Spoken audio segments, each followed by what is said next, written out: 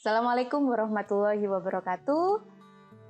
Salam sejahtera bagi kita semua. Bagaimana kabarnya hari ini? Semoga kita semua selalu dilimpahkan kesehatan dan keselamatan. Sekarang kita masuk di praktikum minggu kedua dengan materi unsur hara. Sebetulnya ini lebih ke tutorial dibandingkan dengan praktikum karena kita tidak mempunyai pengalaman untuk melakukan sendiri. Hanya ada beberapa penugasan yang nanti Anda bisa datang ke lapangan atau kalau tidak memungkinkan hanya mencari bahan-bahan yang ada di sekitar Anda untuk mempraktekkan apa yang kita pelajari hari ini. Silakan dilihat pada sistem periodik unsur ini. Saya yakin bahwa ini sudah sangat familiar sekali. Anda sudah mengerti ini sejak SMP atau SMA. Hanya apakah semua unsur yang ada di sistem periodik unsur ini dimanfaatkan oleh tanaman atau dibutuhkan oleh tanaman? Jika tidak, unsur apa saja yang dibutuhkan oleh tanaman? Mengapa unsur-unsur tersebut dibutuhkan oleh tanaman? Dan mengapa unsur yang lain tidak dibutuhkan oleh tanaman? Mari kita lihat bersama-sama. Capaian pembelajaran pada materi ini adalah mahasiswa dapat menyebutkan unsur hara esensial dan bentuk tersedianya. Yang kedua, mahasiswa dapat menyebutkan peran unsur hara untuk tanaman. Yang ketiga, mahasiswa dapat menyebutkan gejala defisiensi unsur hara pada tanaman. Dan yang terakhir, mahasiswa dapat menganalisis defisiensi unsur hara di lapangan pada tanaman tertentu. Apa itu unsur hara? Coba diperhatikan ilustrasi gambar ini. Tanaman untuk dapat tumbuh, berkembang biak, membutuhkan beberapa hal. Yang pertama tentu saja cahaya matahari, kemudian karbon dioksida, air, dan unsur hara. Cahaya matahari, air, karbon dioksida kelimpahannya sangat banyak di alam, sehingga kita tidak perlu khawatir tentang hal tersebut. Tetapi bagaimana dengan unsur hara? Apakah kelimpahan di alam juga banyak? Ini sistem periodik unsur yang tadi. Ternyata tidak semua unsur yang ada di sistem periodik unsur itu digunakan oleh tanaman. Ada beberapa unsur yang digunakan oleh tanaman. Ini ditandai dengan warna yang berbeda. H, C, O ini adalah unsur hara esensial yang non-mineral. Yang warna kuning ini, Na, Co, Si, dan Se, ini bukan unsur hara esensial. Tetapi mereka adalah mineral-mineral yang beneficial. Mereka adalah unsur hara yang kita sebut sebagai unsur hara fungsional. Yang warna hijau ini adalah unsur hara yang kita sebut sebagai unsur hara esensial yang berasal dari mineral. Lalu apa itu unsur hara? Unsur hara adalah unsur yang dibutuhkan tanaman untuk melakukan metabolisme. Jadi kalau dianalogikan ke manusia, unsur hara itu adalah makanan bagi tanaman. Berdasarkan kebutuhannya, ada dua jenis unsur hara, esensial dan non-esensial. Contohnya sudah saya sebutkan tadi di awal. Kapan unsur hara itu disebut sebagai unsur hara esensial? Mengapa yang lain tidak disebut sebagai esensial? Sesuai dengan pengertiannya, esensial, maka dia sangat diperlukan oleh tanaman. Dan tanaman hara tersebut dikatakan esensial jika defisiensi unsur hara tersebut menyebabkan tanaman tidak mungkin dapat menyelesaikan stadia vegetatif dan reproduksinya.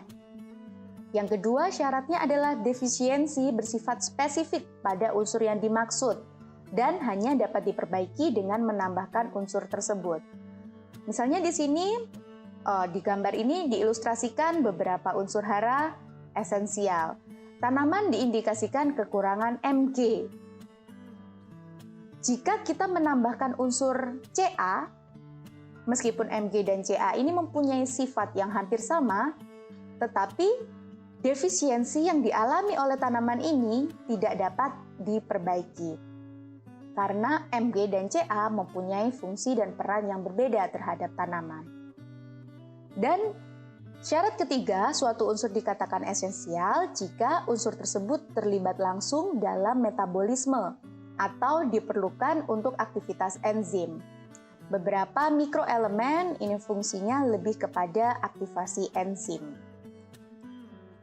Jadi, unsur hara esensial adalah bagian dari molekul penyusun tanaman dan terlibat langsung dalam metabolisme. Misalnya nitrogen dia fungsinya adalah penyusun asam amino.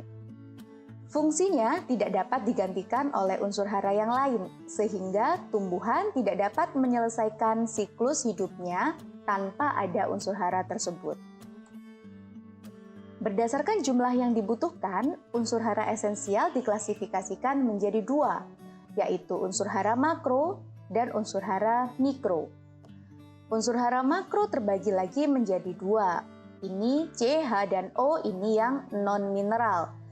Kelimpahannya di alam sangat tinggi sekali. Padahal, hampir sebagian besar tubuh tanaman tersusun dari unsur C, H, dan O. Meskipun demikian, kita tidak pernah melakukan kegiatan pemupukan C, pemupukan H, atau pemupukan O. Sementara N, Pk, Ca, Mg, dan S kadar dalam tanaman lebih dari 100 ppm atau 100 part per million. Meskipun hanya sedikit jika dibandingkan dengan C, H, dan O, tetapi sebagian besar petani melakukan pemupukan untuk unsur-unsur berikut. Dan yang kedua adalah unsur hara esensial mikro. Dia dikatakan mikro karena kebutuhan tanaman sedikit untuk unsur-unsur ini. Meskipun sedikit, namanya esensial. Unsur-unsur ini tetap harus diberikan kepada tanaman. Bila tidak tersedia di tanah dalam jumlah yang cukup, maka perlu dilakukan penambahan unsur-unsur tersebut. Unsur hara dari dalam tanah diedarkan ke seluruh tubuh tanaman. Apa fungsi hara bagi tanaman? Pada kegiatan praktikum kali ini, maka silakan Anda mencari di textbook, artikel, catatan kuliah, misalnya catatan kuliah fisiologi tanaman atau catatan kuliah manajemen kesuburan tanah dan lain sebagainya, tentang peran masing-masing unsur hara dalam tanaman. Dan yang kedua, berikan opini apa yang terjadi bila unsur hara tersebut tidak ada. Apa yang terjadi pada tanaman? Misalnya, nitrogen. Nitrogen fungsinya adalah salah satu komponen asam amino. Jika tanaman kekurangan nitrogen, maka apa yang terjadi di dalam tubuh tanaman? Mengapa bisa seperti itu? Ini sebagai tugas terstruktur untuk praktikum manajemen kesuburan tanah. Silakan dilakukan secara berkelompok dengan arahan dari asisten. Apakah tanaman bisa kekurangan unsur hara? Seperti ilustrasi gambar di samping, tanaman mati. Apakah ini karena kekurangan unsur hara atau karena faktor yang lain? Kita fokus pada kekurangan unsur hara. Mengapa tanaman bisa kekurangan unsur hara? Untuk menjawab pertanyaan ini, kita perlu menjawab 4 pertanyaan di bawahnya. Yang pertama, berapa jumlah unsur hara yang ada di dalam tanah? Ada atau tidak sih unsur hara di dalam tanah? Jangan-jangan memang di tanah tidak ada unsur hara. Maka tentu saja tanaman kekurangan unsur hara. Yang kedua, dalam bentuk apa unsur hara diserap tanaman? Kita mengenal ada namanya unsur hara tersedia. Jika di dalam tanah unsur hara itu sebetulnya banyak sekali, hanya karena tidak berada dalam bentuk tersedia, maka tanaman tidak bisa menyerap hara tersebut. Karena tidak dapat diserap, maka tanaman akan kekurangan unsur hara. Yang ketiga, bagaimana mekanisme ketersediaannya? Apakah hara yang ada di dalam tanah itu terlarut di dalam larutan tanah atau tidak? Jangan-jangan haranya banyak tetapi masih tersimpan di dalam kristal batuan. maka tanaman tidak bisa mengaksesnya. Tentu saja tanaman akan kekurangan unsur hara. Dan yang terakhir, bagaimana kaitan larutan tanah dengan pH dan unsur hara? Bagaimana pH tanah? Jadi kadang kita perlu memperhatikan pH tanahnya itu bagaimana. Jangan-jangan pH-nya terlalu masam. Karena ketika pH tanah itu masam atau basa, unsur-unsur tertentu menjadi tidak larut. Mari kita kupas satu persatu. Ini adalah bentuk unsur hara tersedia. Unsur hara total versus unsur hara tersedia. Yang bisa diserap sama tanaman adalah unsur-unsur yang bentuknya seperti ini. Misalnya nitrogen bentuknya NH4+ dan NO3-.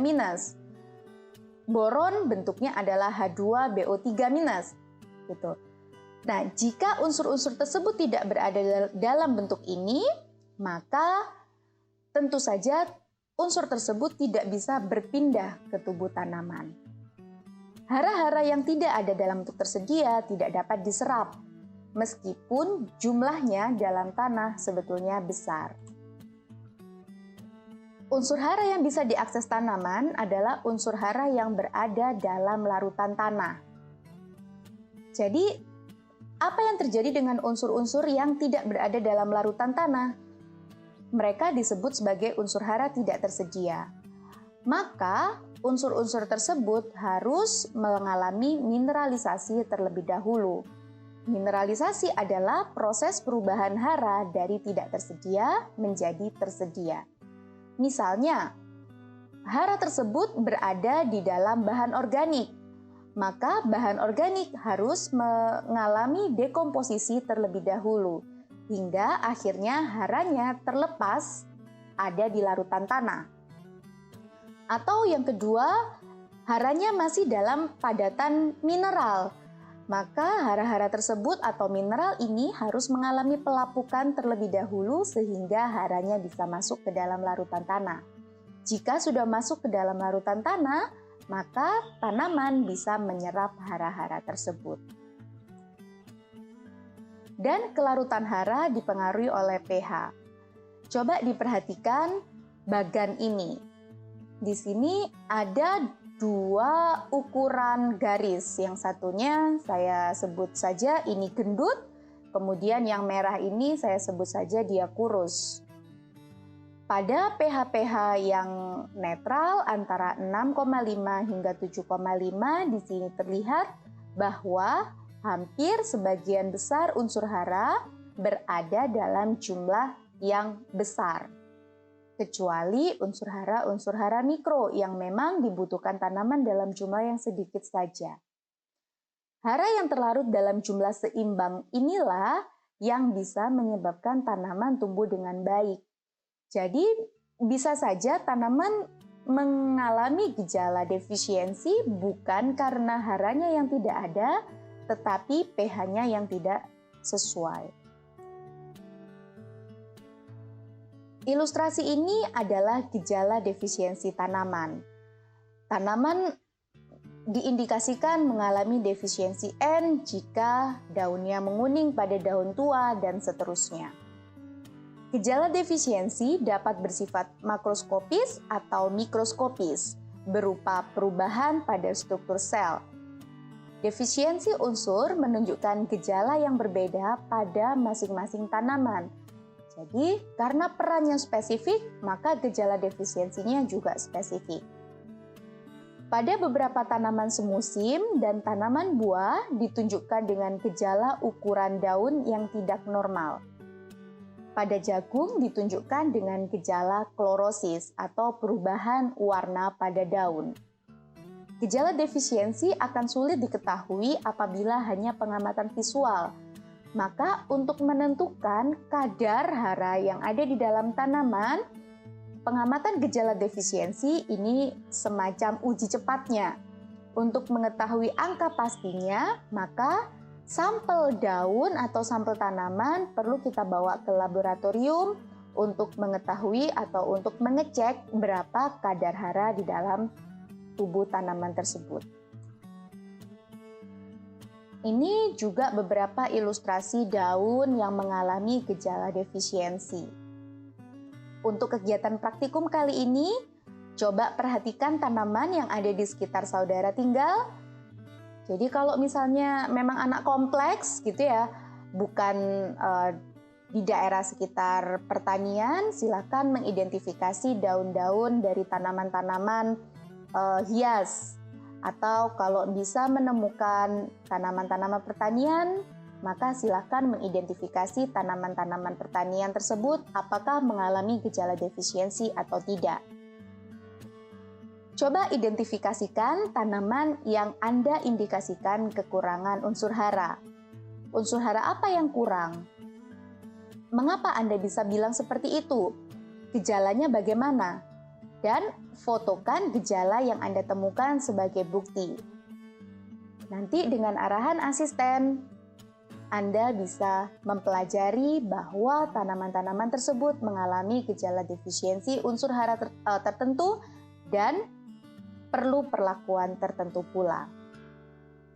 Demikian yang dapat saya sampaikan. Selamat belajar, semoga tetap sehat dan semangat. Sampai ketemu lagi di pertemuan selanjutnya. Terima kasih. Wassalamualaikum warahmatullahi wabarakatuh.